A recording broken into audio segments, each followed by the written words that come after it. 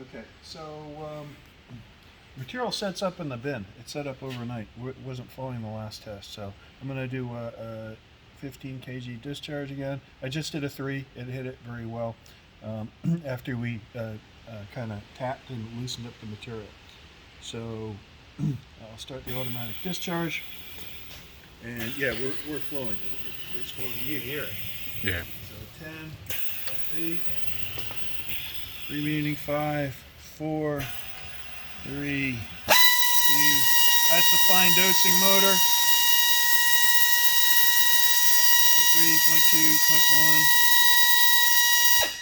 3.2.1. Okay, 15.0.